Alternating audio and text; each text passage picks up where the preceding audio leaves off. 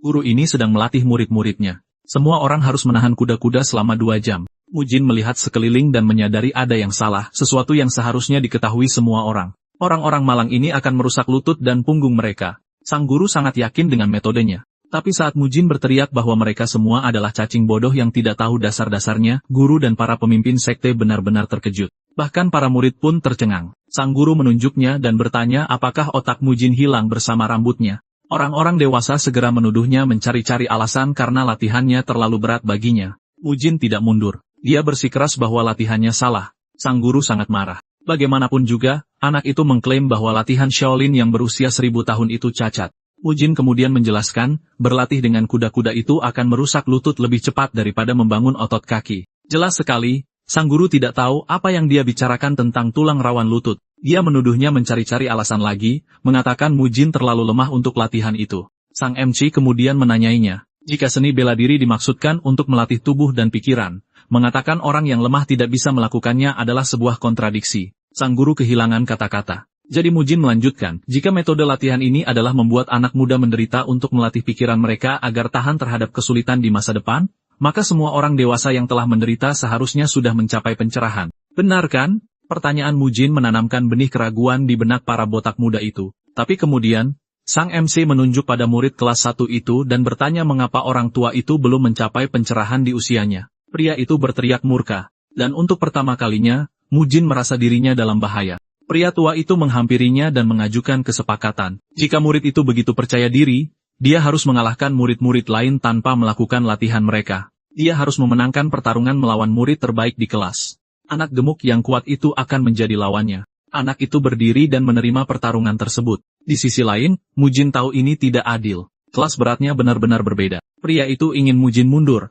Tapi itu tidak terjadi. Anak kita menerima tantangan untuk bertarung dan menang. Pria itu kesulitan menyembunyikan amarahnya. Anak itu lebih dari sekadar keras kepala. Dan itu adalah masalah. Orang tua itu berbalik dan memerintahkan semua orang untuk melanjutkan latihan. Mujin bisa melakukan latihan apapun yang dia mau sampai pertarungan tiba. Seorang teman memberitahu Mujin bahwa dia sangat berani, tetapi juga gila karena mengarang soal lutut itu. Guru sebelumnya memerintahkan semua orang kembali berlatih. Orang tua tadi juga sangat marah karena ditanyai seperti itu di depan semua orang. Lihat saja reaksi para murid, itu menggoyahkan kepercayaan diri mereka pada metode latihan. Pertarungan akan berlangsung dalam 7 hari. Mujin mulai melakukan latihannya sendiri di depan semua orang. Murid-murid yang lebih tua, mencoba mengintimidasinya karena melakukan hal yang berbeda, tetapi sang guru ada di dekatnya dan berkata dia diizinkan melakukannya. Anak kita juga mengambil kesempatan untuk memberitahu murid di sekitarnya bahwa lutut mereka pasti sakit sekali karena kuda-kuda itu. Yang tidak mereka ketahui adalah Mujin bukan lagi anak yang sama seperti sebelumnya.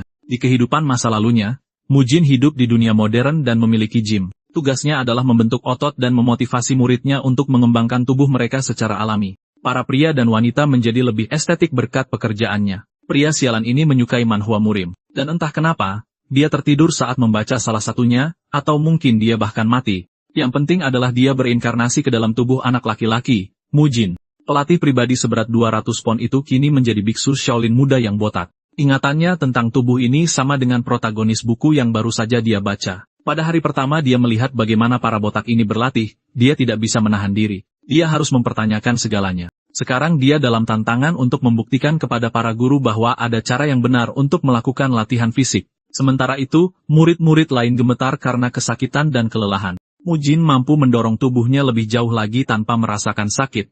Setelah berlatih selama 2 jam, Mujin menjadi sangat ingin makan saat Muyul memanggilnya. Dia kemudian melihat makanannya dan bertanya-tanya apakah hanya ini saja. Di sebuah meja panjang, salah satu guru mempersilakan semua orang untuk makan. Tapi Mujin ingat bahwa makanan kuil itu vegetarian dan bertanya, di mana proteinnya? Sadar, dia menyadari betapa jelasnya aroma makanan dalam mimpi itu. Aromanya enak, tapi dia sadar itu hanya sayuran, dan baginya, itu sama saja dengan rumput. Menggebrak meja, Mujin menyatakan, ini adalah penyiksaan. Dia lalu bertanya, siapa yang berani mengganggu waktu makan? Sambil berteriak, dia berkata, kita sudah berlatih sepanjang pagi. Apa kalian berharap kami hanya makan ini? Berdiri, Mugong bertanya, apa maksudnya ini? Dia menyatakan, anak itu hanya membuat masalah sejak fajar. Mendekat dia berkata, sudah cukup, aku akan memberimu pelajaran. Tapi Mujin menyatakan, tubuh butuh protein setelah berlatih, dan aku tidak akan menoleransi situasi ini. Dipanggil oleh seseorang, Mujin dan Mugong menoleh ke samping.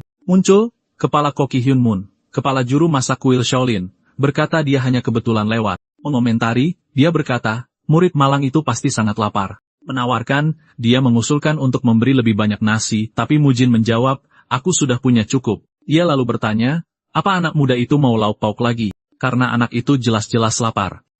Mujin bertanya, apa Anda punya suplemen protein atau lebih baik lagi dada ayam? Menatapnya, koki dan biksu lainnya mengamati, dan salah satu dari mereka bertanya, apa-apaan yang salah dengannya? Mendekat, Muyul berkata, dia bertingkah aneh sepanjang pagi dan bertanya, apa semuanya baik-baik saja?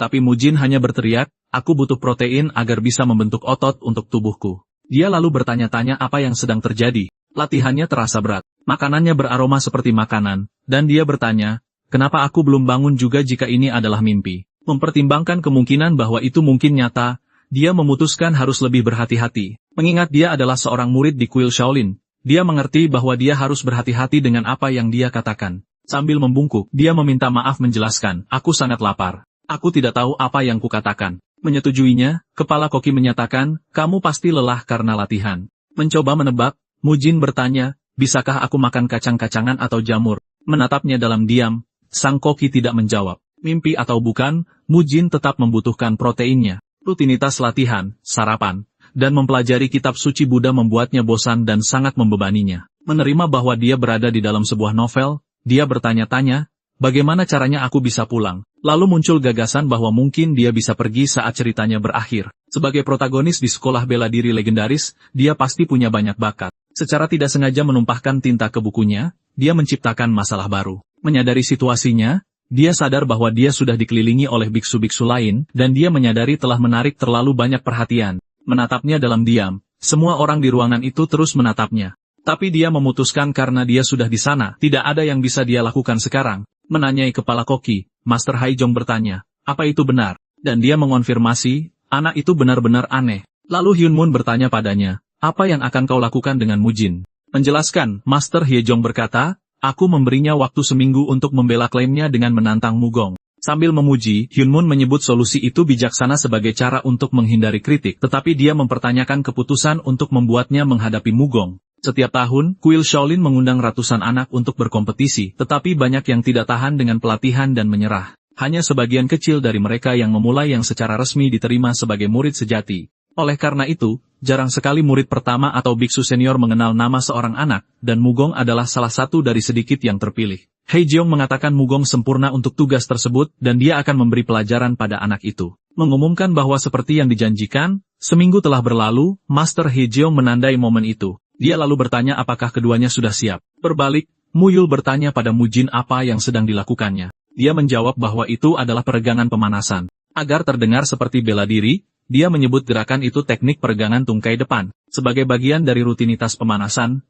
peregangan mempersiapkan otot dan melemaskan ligamen. Ada banyak posisi dan latihan yang berbeda, semuanya bertujuan untuk meningkatkan kelenturan dan jangkauan gerak. Mengajak Muyul untuk mencobanya, Mujin berkata, membiasakan diri itu bagus. Sambil mengamati, para biksu lain bertanya-tanya apa yang mereka lakukan dan ada apa dengan pose-pose aneh itu. Muyul langsung mengerti, ia mengikutinya dan Mujin memujinya karena pandai melakukannya. Tiba-tiba, salah satu biksu menunjuk pukulan Mugong dan bertanya apakah itu pukulan berantai. Mugong kemudian melayangkan pukulan ke udara. Sambil berkomentar, para biksu lain mengatakan betapa hebatnya dia dan mereka bisa mendengar udara berdesis di setiap pukulannya. Menyadari situasinya, Mugen mengerti dia akan tamat jika salah satu pukulan itu mendarat dan bertanya-tanya bagaimana cara mengalahkannya dalam seminggu. Bertanya pada dirinya sendiri, dia berpikir bagaimana caranya dia akan menjatuhkannya. Tiba-tiba, sebuah ide muncul di benaknya, dan sekarang dia tahu persis apa yang harus dilakukan. Mengingat kejadian itu, Master Haijong ingat bahwa Mujin mengklaim dia tidak mencari-cari alasan untuk menghindari latihan. Meskipun dia mungkin tidak mengikuti instruksi, dia sepertinya punya metode latihannya sendiri. Menjelaskan, Mugen berkata, aku berlatih untuk menjatuhkan Mugong dalam satu gerakan, tapi sang master masih bertanya-tanya mengapa bocah itu terus menggosok pohon itu. Dengan percaya diri, dia yakin Mugong akan mengatasi masalah sikap anak itu.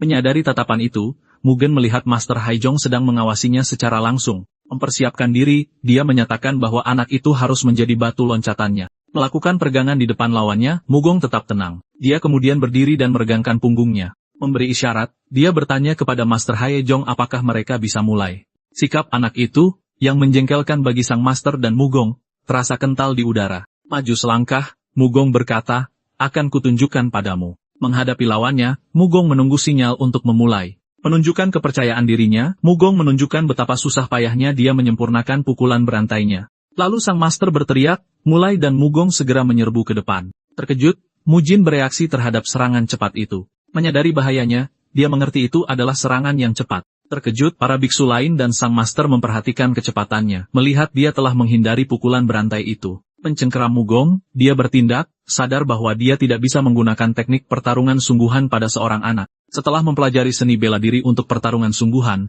dia tahu satu kesalahan bisa berakibat fatal. Jadi teknik terbaik untuk situasi ini adalah sesuatu yang bisa ditahan oleh anak manapun. Menjatuhkannya dengan tackle, Mujin bertindak tanpa ragu-ragu. Menghantam tanah dengan keras, Mugen menderita dampaknya. Hanya butuh sedetik, Mugen melakukan kuncian lengan. Berteriak, para biksu lain tidak mengerti apa yang terjadi dan menyuruh Mugen untuk bertahan. Tak percaya dengan apa yang mereka lihat, mereka terkejut, dan bertanya-tanya apakah kakak Mugung sudah akan kalah. Menggeliat di tanah, Mugung tidak mengerti apa yang telah terjadi. Dengan putus asa mencoba mengarahkannya, beberapa biksu berteriak agar dia menggunakan kakinya dan berguling. Tetapi mereka tahu itu sudah terlambat, karena bahkan tanpa mengetahui apa itu kuncian lengan, latihan bertahun-tahun membuat mereka waspada, dan mereka mengenali posisi yang menyakitkan saat melihatnya. Memperingatkannya, Mujin berkata, lenganmu akan patah jika kau terus melawan. Menyerah saja. Berteriak, para biksu lain menyuruhnya untuk bangkit, mengingatkannya bahwa lawannya tidak punya latihan. Menanyainya, Mujin bertanya, bisakah kau merasakan tulangnya akan patah? Kerusakannya bisa permanen. Sambil memaksa, dia meminta Mugung untuk melepaskan diri atau menyerah saja. Terus berteriak, para biksu meneriakkan nama Mugung. Menyaksikan adegan itu, Mujin dan para biksu terus menatap tajam. Segera, dia melepaskannya dan meminta maaf. Berbalik, salah satu biksu menatap Guru Hejong dan bertanya apa yang harus mereka lakukan. Mendekati Mugen di tanah, Mugen berkata, inilah yang terjadi jika kau memaksanya melawan seorang anak kecil. Menjelaskan teknik tinju berantai, sebuah kitab kuno mencatat dasar-dasarnya. Sebagai salah satu bentuk dari tinju 8 mata angin, teknik ini berfokus pada serangan tinju, siku dan bahu. Bertujuan untuk mengalahkan lawan dengan cepat. Teknik ini unggul dalam pertarungan jarak dekat, dan di antara para murid pemula, Mugong adalah yang paling menguasai teknik ini. Bahkan generasi murid yang lebih tua pun mengagumi tinju berantainya. Namun pagi itu, teknik yang luar biasa itu dilampaui oleh metode tak dikenal dari seorang pembuat onar. Dengan sedikit perlawanan, dia benar-benar dikalahkan. Sambil terduduk, dia mengeluh bahwa itu adalah serangan licik dan Mugong bertanya apa maksudnya. Dia menuduhnya. Mugen berkata dia diserang begitu mereka mulai dan teknik aneh digunakan. Berteriak, dia mengklaim, dalam pertarungan sungguhan, aku pasti menang. Mugen menghiburnya.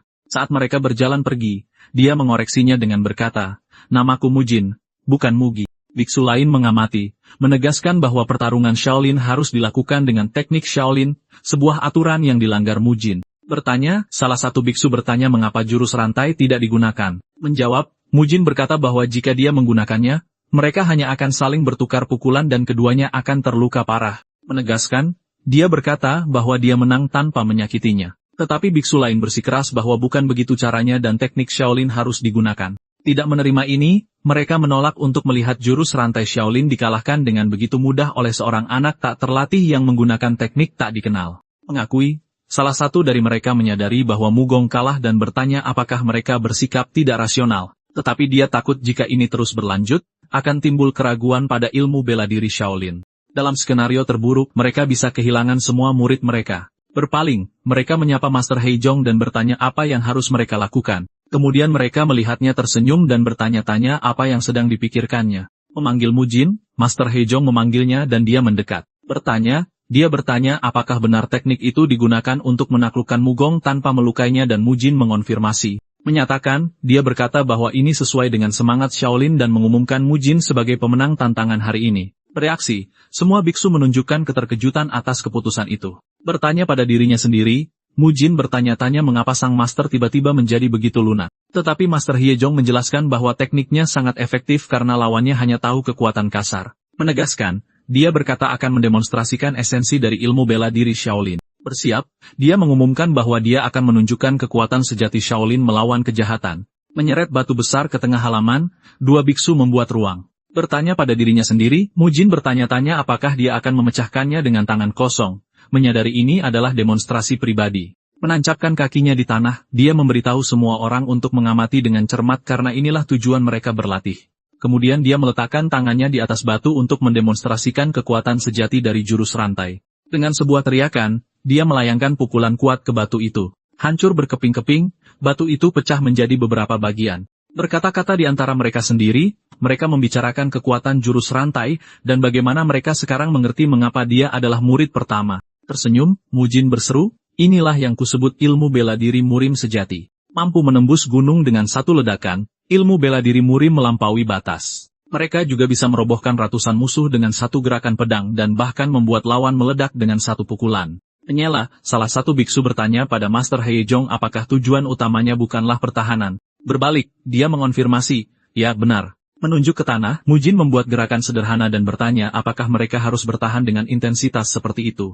Menjawab, sang Master berkata, mungkin tidak. Pagi harinya, keadaan menjadi tenang. Bertanya pada Hyun Seong, guru dari Master Heijong, apakah anak itu, Mujin, mengalahkan Mugong dalam sekejap mata. Mengonfirmasi, Heijong berkata dia benar, dan gurunya menyimpulkan bahwa dia bukan sekadar anak yang aneh. Menjelaskan, dia mengatakan bahwa meskipun dia mengkritik latihan pagi, Mujin berlatih tinju rantai lebih sering daripada semua pemula lainnya. Bertanya lagi, dia menanyakan apakah dia curiga anak itu mempelajari teknik tersebut untuk menemukan cara mengalahkannya. Mengonfirmasi, Heijong berkata ya, dan Hyun Seong bertanya apa pendapatnya. Menyarankan, dia mengangkat kemungkinan bahwa anak itu adalah mata-mata dari faksi jahat atau sekte iblis. Terkejut, kecurigaan itu membuatnya terdiam. Sementara itu, Mujin merasa jengkel dengan kitab suci, dan gurunya bertanya-tanya apakah anak itu benar-benar mata-mata. Bertanya pada dirinya sendiri, Master Heijong bertanya-tanya apakah anak itu bisa jadi mata-mata.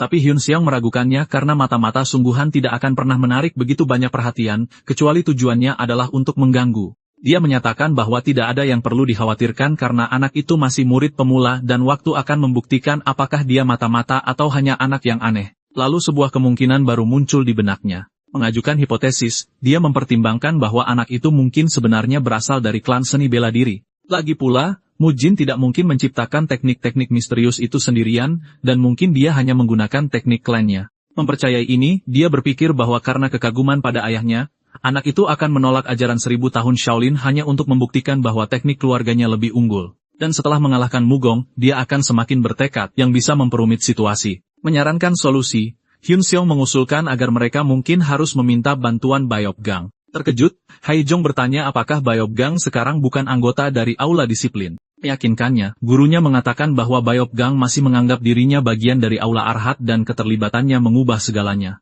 Di tempat lain, 3 biksu muda memutuskan untuk mengakhiri hari latihan mereka dan kembali ke dalam. Berubah pikiran, salah satu dari mereka menyuruh yang lain untuk lewat jalan lain, membuat yang lainnya bingung. Penasaran, mereka semua mengintip keluar untuk melihat apa yang ada di luar.